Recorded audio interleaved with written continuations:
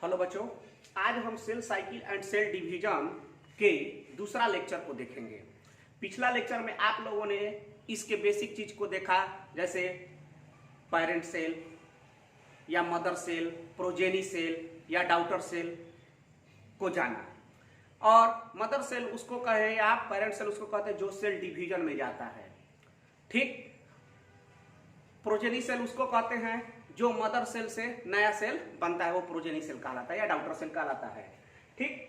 तो ये cell division जो होता है, आप लोगों ने पिछले क्लास में ही जाना था कि सेल डिवीजन तीन तरह से होता है, ठीक। एक को कहते हैं माइटोसिस, दूसरा होता है मियोसिस और तीसरा होता है एमाइटोसिस। इन तीनों के बारे में हमको डिटेल में पढ़ना है।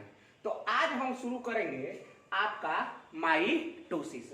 और पिछले क्लास में हम आप लोगों को बताया था, हमने आप लोगों को बताए थे कि सेल डिवीजन जो होता है दो चरणों में होता है, कोई भी सेल डिवीजन।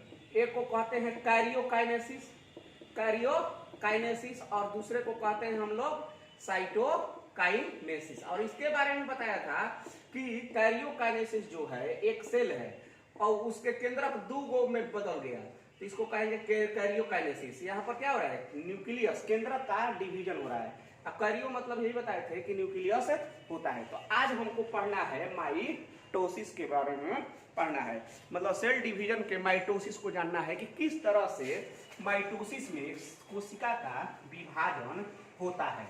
ये चीज को हमें क्या करना है, आज हमें देखना है। ओके, बात समझ रहे हैं? तो देखिए, माइटोसिस जो है आपको दो चरणों में होगा, एक कैरियोकाइनेसिस में होगा और एक क्या होगा आपका साइटोकाइनेसिस में होगा, ठीक। और जबकि थोड़ा सा माइटोसिस के बारे में जानते हैं कि माइटोसिस जो टर्म है, इस टर्म को दिया था फ्लेमिंग नामक वैज्ञानिक ने। इसको किसने दिया था? फ्लेमिंग।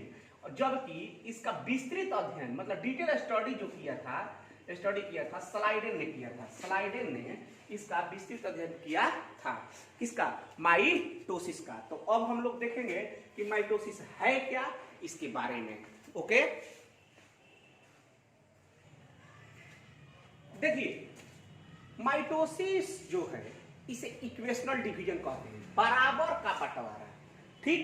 बराबर का बंटवारा मतलब आप पिछले क्लास में जानते हैं कि एक सेल है, ये एक सेल है, ये जाएगा कहां पर? सेल डिवीजन में। कहां जाएगा? सेल डिवीजन में, ठीक। इस सेल के पास, ये जो सेल है, कोई भी सेल हो, हम अभी मान लेते हैं कि इस सेल के पास 4 गो क्रोमोसोम है।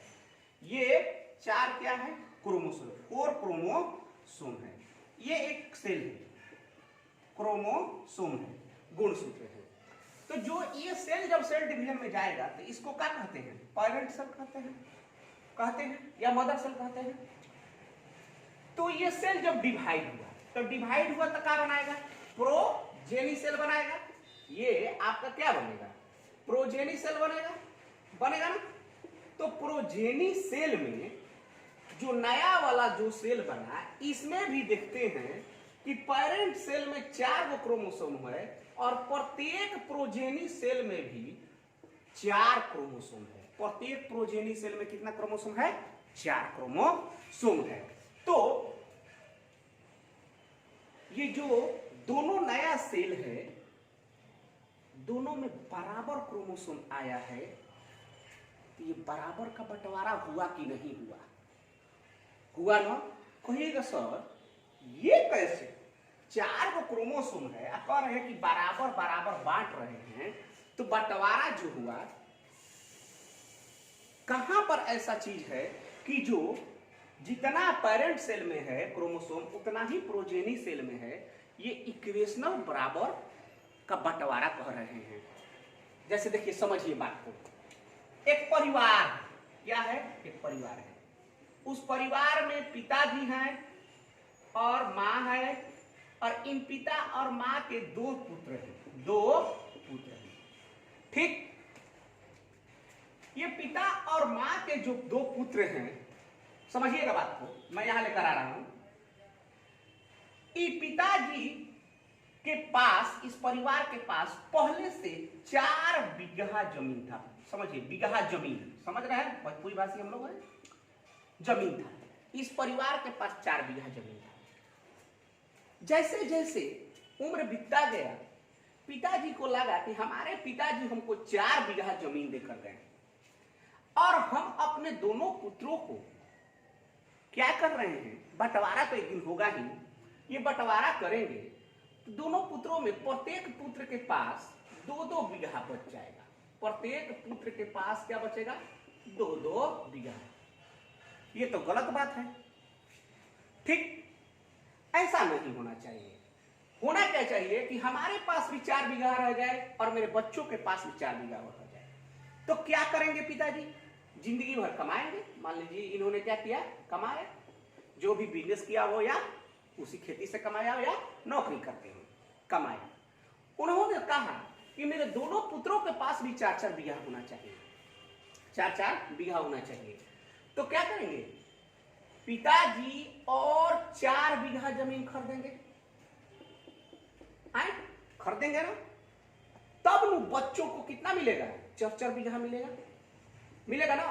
अर्थात सेल भी क्या करता है माइटोसिस में कि अपने क्रोमोसोम जो है को क्या करेगा, बढ़ाएगा मात्रा को। अब यहां पर कहिएगा कि सर यहां पर तो 4 क्रोमोसोम है तो 8 क्रोमोसोम हो जाता है। नहीं, ऐसा भी नहीं होता है, ऐसा भी नहीं होता है माइटोसिस में कि ये तो खरीदे हैं, 4 बीघा जमीन खरीदे हैं, कमा कर खरीदे हैं, ठीक? तो उस कमाई से ही जो जमीन खरीदा गया है उसी का बंटवारा हुआ है। तो देखेंगे माइटोसिस में, तो बताइए पिता के भी पास 4 बीघा हो गया, बच्चों के पास भी कितना हो गया, अभी 4-4 बीघा हो गया। तो बराबर आया कि नहीं, बराबर बंटवारा हुआ कि नहीं, बात समझ रहे हैं? अभी इतना समझिए। तो उसी प्रकार सेल ने कुछ किया है।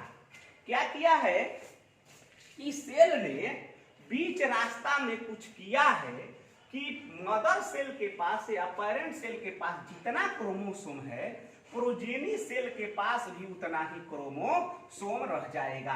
अगर मदर सेल के पास, पेरेंट सेल के पास आपको 4 क्रोमोसोम है तो प्रोजेनी सेल के पास भी क्या होगा, 4 क्रोमोसोम होगा। तो इसलिए माइटोसिस सेल डिवीजन कहते हैं। माइटोसिस का मतलब ही होता है समसूत्री, मतलब बराबर का विभाजन। तो जितना मदर सेल में होगा, पेरेंट सेल में होगा क्रोमोसोम, उतना ही सेल डिवीजन के बाद, माइटोसिस के बाद बना हुआ जो सेल है उसमें भी क्रोमोसोम उतना ही रह जाएगा। समझ रहे हैं बात को? चलिए, और हम आशा कर रहे हैं कि पिछला क्लास में आप लोग को चालू करने से पहले बोले थे कि आप लोग क्रोमोसोम पढ़ लीजिएगा, न्यूक्लियस पढ़ लीजिएगा। पता ना आप लोग पढ़े हैं कि नहीं, अगर पढ़े होंगे तो अच्छा है, नहीं पढ़े होंगे तो आप जानिए। तो बस इतना ध्यान रखिए कि mitosis equational division, parent cell, progeny cell जो बनेगा सेल डिवीजन में, उसमें क्रोमोसोम की संख्या क्या होगी, बराबर। जैसे हमारा मान लीजिए बॉडी का सेल है, तो हमारे बॉडी के सेल में कितना है, 46 क्रोमोसोम। ये डिवाइड करेगा तो 2 को जो सेल बनेगा नया, इसमें भी कितना होगा, 46, इसमें भी कितना होगा, 46। इसका मतलब कि यहाँ पर कौन सा सेल डिवीजन हुआ है, माइटोसिस हुआ है। तो जितना क्रोमोसोम पेरेंट में उतना ही प्रोजेनी में, तो इसको कहते हैं इक्वेशनल डिवीजन। समझ रहे हैं बात को? ओके,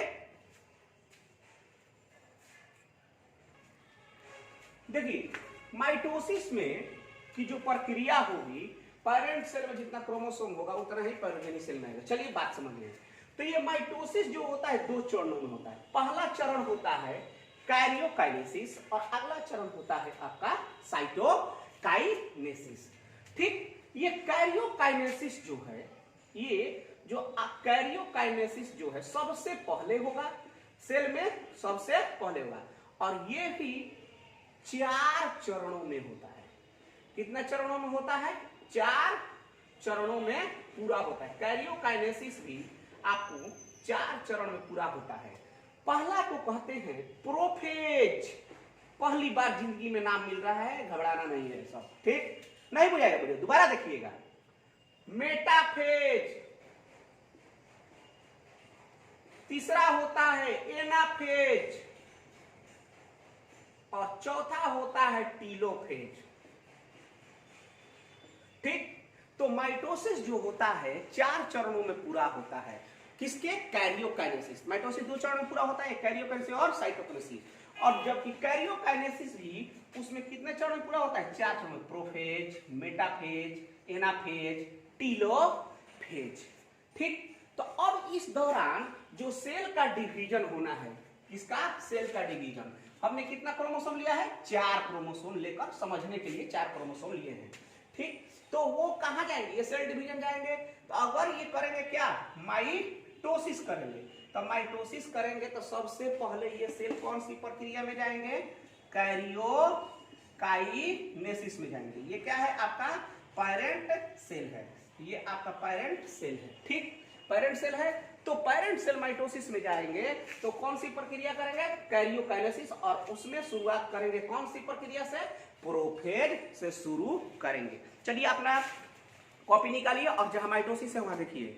माइटोसिस शब्द को सबसे पहले फ्लेमिंग ने बताया, लेकिन इसका विस्तृत अध्ययन स्लाइडन ने किया। ठीक, याद रखने वाली चीज है। माइटोसिस को इक्वेशनल डिवीजन भी कहते हैं, क्योंकि इसमें पेरेंट सेल के विभाजन के बाद प्रोजेनी सेल में प्रेजेंट क्रोमोसोम की क्या अपने पेरेंट सेल के बराबर होते हैं। अभी बताया ना, कब इससे जो प्रोजेनी सेल बनेगा उसमें भी क्रोमोसोम कै गो होगा? 4 गो। अगर इसमें है तो 4 गो इसमें भी होगा। वो पिताजी वाला बताया कि पिताजी को 4 बीघा जमीन है, अपने दोनों पुत्रों को भी क्या किया? 4-4 बीघा।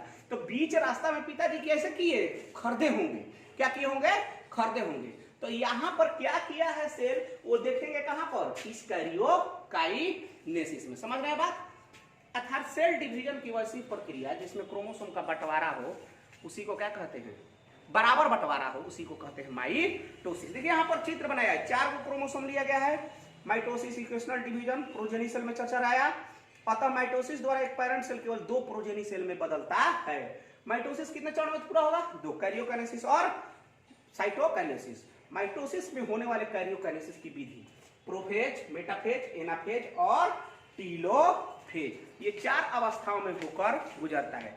अब हम इन चारों को डिटेल में देखेंगे कि किस प्रकार से ये सेल अपना माइटोसिस में डिवीजन करता है। ओके,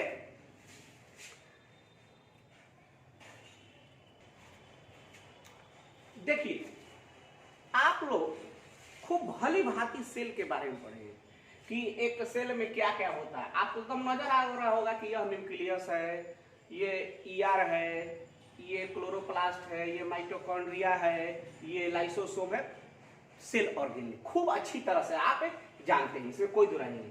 आप ये भी जानते हैं कि सेल में न्यूक्लियस के बीच में उपस्थित रहता है जालिका जैसी संरचना जो डीएनए और हिस्टोन प्रोटीन का बना होता है, जिसको हम लोग कहते हैं क्रोमैटिन। पढ़े हैं, खूब बढ़िया से पढ़े हैं कि ये बना होता है डीएनए प्लस किसका? हिस्टोन प्रोटीन का। अब ये सेल चला माइटोसिस करने, तो इस सेल को कहेंगे क्या? Parent cell. तो ये सेल जो है जब माइटोसिस करने चलेगा तो माइटोसिस में सबसे पहले जाएगा कहां पर? कैरियोकाइनेसिस में। और कैरियोकाइनेसिस में भी जाएगा सबसे पहले कहां पर? प्रोफेज अवस्था में। किस अवस्था में जाएगा? आपको प्रोफेज अवस्था में जाएगा। ठीक, यानी कि यह जाएगा आपको सेल प्रोफेज अवस्था में। तो प्रोफेज अवस्था जो होता है, ये सेल चला प्रोफेज अवस्था। तो प्रोफेज अवस्था जो होता है ये सबसे बड़ा अवस्था होता है, यानी कि सबसे बड़ा अवस्था होता है। सबसे बड़ा अवस्था मतलब इस अवस्था में बहुत कुछ काम होती है।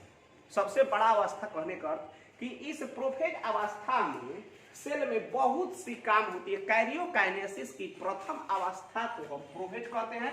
प्रो मतलब प्रथम होता है, फेज माने अवस्था। ठीक, तो माइटोसिस के प्रथम अवस्था कैरियोकाइनेसिस को प्रोफेज कहते हैं। यह सबसे बड़ा अवस्था होता है। ठीक, क्यों? क्योंकि इसमें बहुत सारा काम होता है और इसमें क्या लगता है? समय लगता है। कहां पर? सेल के अंदर समय लगता है। ठीक, तो यह प्रथम अवस्था है और सबसे लंबी अवस्था है।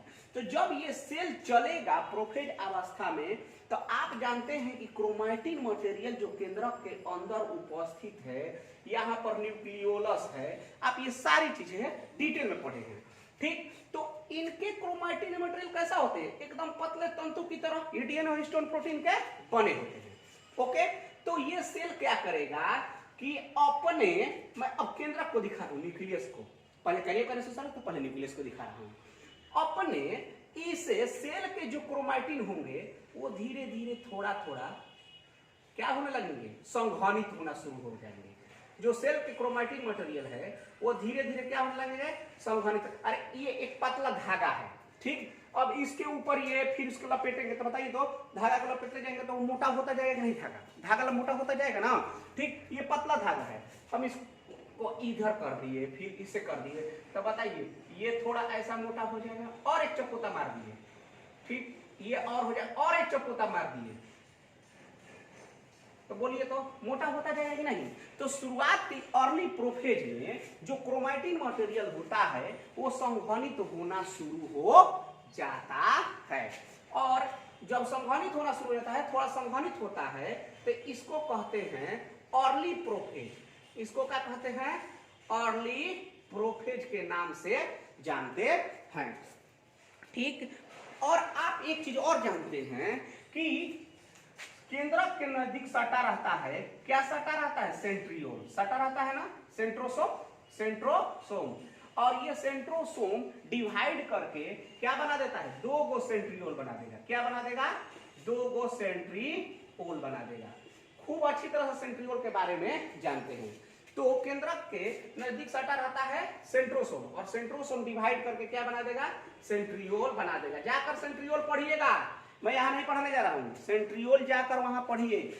मैं ये जो पढ़ा रहा हूँ सेंट्रियोल पढ़कर आइए, पढ़ लीजिए, तब फिर देखिए, ठीक। तो सेंट्रियोल जो है 2 भाग में बढ़ जाएगा, और फिर उसके बाद ये क्रोमोसोम और संघनित होना शुरू हो जाएंगे, संघनित होना शुरू हो जाएंगे, संघनित होना शुरू हो जाएंगे, संघनित होना शुरू हो जाएंगे, और संघनित होते होते ये आपके क्रोमोसोम जो हैं इतना संघनित, ये बढ़िया से काम नहीं कर रहा है, इतना संघनित हो जाएंगे कि कुछ ऐसा दिखाई देने लगेंगे, कुछ ऐसा दिखाई देना शुरू कर देंगे, ठीक। ये कुछ ऐसा दिखाई देना शुरू कर देंगे, इतना मोटा हो जाएंगे, और इनके बीच में इन क्रोमोसोम के बीच में आपको दिखाई देने लगेगा क्या, सेंट्रोमियर।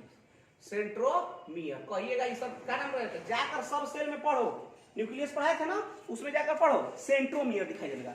अब प्रश्न ये उठता है कि ये सेंट्रोमियर जो है ये दिखाई दे रहा है, तो सेंट्रोमियर तो सर 2 को बांधता है, आप एक्स बताए थे यहाँ पर सेंट्रोमियर, ठीक। देखो ये एगो पेन हो गया, एक पीछे हो गया, ये ढका हुआ है, ये क्या किया हुआ है, ढका हुआ है, इसके ठीक पीछे ढका हुआ है। तो अगर मैं इसको बनाऊं तो कैसा और संघनित होगा, और संघनित होगा, और संघनित होगा, और क्रोमोसोम ऐसा नजर आना शुरू हो जाएगा। तो जब ये क्रोमोसोम ऐसा नजर आना शुरू हो जाएगा तो इस सेल की, ये न्यूक्लियस है और ये सेल बना लीजिए, ठीक। तो इसको कहते हैं लास्ट प्रोफेज। क्या कहते हैं, लास्ट मिडिल प्रोफेज। क्या कहते हैं, मिडिल प्रोफेज, ठीक। क्रोमोसोम और संघनित हो गया, और जैसे ही संघनित हुआ तो ये न्यूक्लियर मेम्ब्रेन धीरे धीरे क्या होने लगेगा, डिसअपीयर, मतलब विलुप्त होने लगेगा।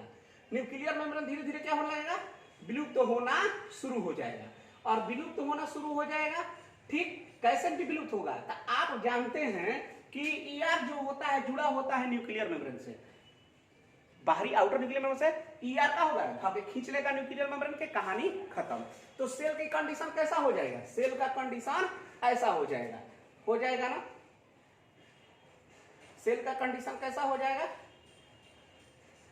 ये 4 गो है ना, ये 4 गो है, ठीक। ये सेल का कंडीशन कैसा हो जाएगा, ये समझिए बात को, ठीक। 4 गो क्रोमोसोम नजर आने लगेगा, और सेंट्रियोल जो है, जो 2 गो सेंट्रियोल है वो धीरे धीरे एक दूसरे से विपरीत जाना शुरू हो जाते हैं, एक दूसरे से कहां जाना शुरू हो जाते हैं, विपरीत जाना शुरू हो जाते हैं। और जहां जाकर सेंट्रियोल रुकते हैं, उनको पोल कहते हैं। क्या कहते हैं, पोल कहते हैं। आकर के सेंट्रियोल ने क्या किया, धीरे धीरे ये सेंट्रियोल एक दूसरे के विपरीत गया, और जहां जाकर रुक गए उसको क्या कहेंगे, पोल कहेंगे। और बीच वाला पॉइंट को इक्वेटर कहते हैं। क्या कहते हैं, इक्वेटर। जैसे पृथ्वी में हम कहते हैं ना, ऊपर में पोल है, नीचे पोल है, बीच वाला को विषुवत रेखा कहते हैं, ठीक। तो उसी प्रकार ये धीरे धीरे सेंट्रियोल जो है आपको चलेंगे, कहां पर चले जाएंगे, आपको पोल के पास, समझ रहे हैं बात? तो आप देखिएगा, नहीं समझ में आया पुनः लेक्चर को देखिएगा दोबारा तो समझिए बात को। तो प्रोफेज अवस्था में सबसे पहले क्रोमैटिन क्या किया, संघनित होना शुरू हुआ। संघनित होने के बाद अर्ली प्रोफेज कहलाया और संघनित हुआ और ये कैसा दिखाई देने लगा, दो वाला दिखाई देने लगा, ठीक, जिसके बीच में क्या है सेंट्रोमियर और सेंट्रियोल क्या है विपरीत पोल पर दूसरे एक दूसरे से दूर जाएंगे, उसको पोल कहेंगे और बीच वाला अवस्था को क्या कहेंगे, बीच वाला अवस्था को हम लोग इक्वेटर के नाम से जानते हैं। तो चलिए थोड़ा सा प्रोफेज देखते हैं। यह कैरियोकाइनेसिस की प्रथम अवस्था, बात तो सही, अभी हमने बताया कि कैरियोकाइनेसिस क्या है, प्रथम अवस्था। प्रोफेज सबसे लंबी अवस्था है, मैंने बोला कि सबसे बड़ा लंबी अवस्था है क्योंकि इसमें समय लगता है और बहुत कुछ घटनाएं होती है, ठीक। प्रोफेज में क्रोमैटिन मटेरियल, देखिए क्रोमैटिन मटेरियल है, संघनित होकर क्रोमोसोम बनाते हैं। अरे भैया ये डीएनए और हिस्टोन प्रोटीन संघनित हो रहा है, संघनित हो रहा है, संघनित हो रहा है, क्या बना रहे हैं, धागा को मैंने क्या किया, पलटा पलटा पलटा, क्रोमोसोम। आप पढ़े हैं कि क्रोमैटिन मटेरियल के ही संघनित रूप को, कंडेंस रूप को हम क्रोमोसोम कहते हैं, ठीक। इस संघनित क्रोमोसोम के क्रोमैटिन आपस में सेंट्रोमियर द्वारा जुड़े होते हैं। आप खूब अच्छी तरह जानते हैं ये क्या है क्रोमैटिन, ये क्या है क्रोमैटिन, ये क्या है क्रोमैटिन, ये क्या है क्रोमैटिन। अरे क्रोमोसोम पढ़ा है जी, ये क्या है सब क्रोमैटिन, एक क्रोमैटिन, दो क्रोमैटिन, तीन क्रोमैटिन, चार क्रोमैटिन, बीच में क्या है सेंट्रोमियर है। अच्छा से पढ़ा है। चलो देखो यहां पर दिखाया गया है, क्रोमोसोम दिखाया गया है, सेंट्रोमियर दिखाया गया है, प्रोफेज अवस्था को दिखाया गया है, थोड़ा संघनित किया गया है। अर्ली प्रोफेज, शुरू के प्रोफेज में सेंट्रियोल एक से कितना हो जाएगा, दो हो जाता, अभी बताया ना हमने, ये मोटा होगा और ये एक से क्या हो जाएगा, दो हो जाएगा। फिर हमने बताया कि प्रोफेज की अंतिम अवस्था में न्यूक्लियर मेम्ब्रेन, हमने बताया कि फिर न्यूक्लियर मेम्ब्रेन ये सब क्या हो जाएगा, हट जाएगा, क्या हो जाएगा, हट जाएगा।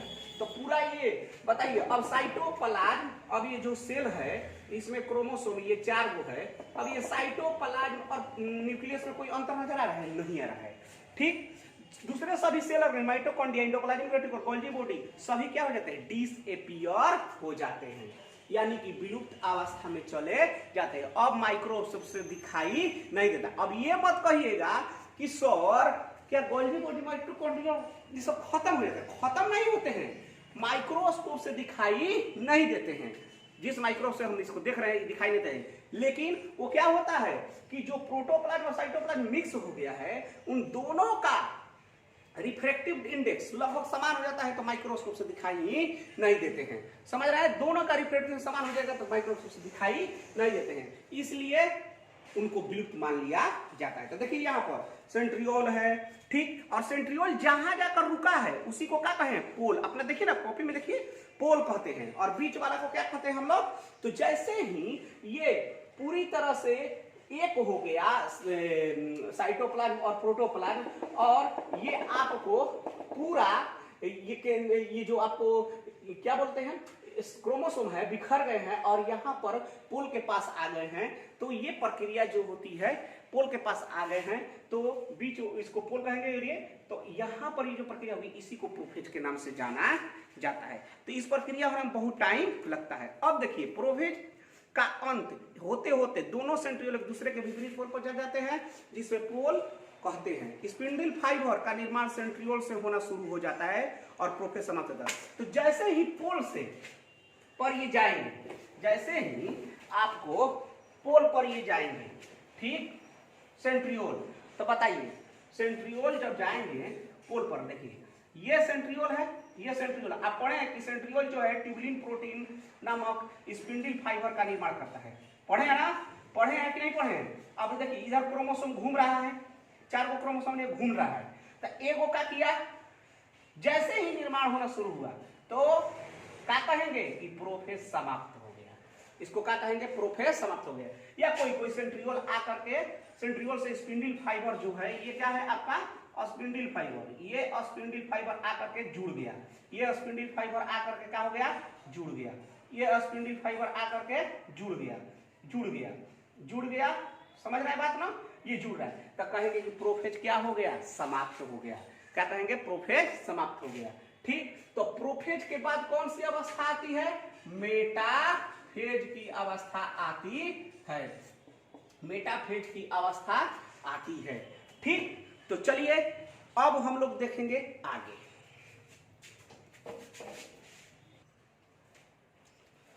चलो बेटा आज यहीं तक रहने देते हैं। प्रोफेसर आप इस लेक्चर को देखने से पहले कुछ अपना पढ़ लीजिएगा और पुराना लेक्चर वाला भी देख लीजिएगा तो और अच्छा समझ में आएगा। हम आगे नहीं बढ़ना चाहते हैं, नया टॉपिक है, नया चीज है और गर्मी भी बहुत ज्यादा है, इसलिए हम लोग देखेंगे अब अगले क्लास में। ओके।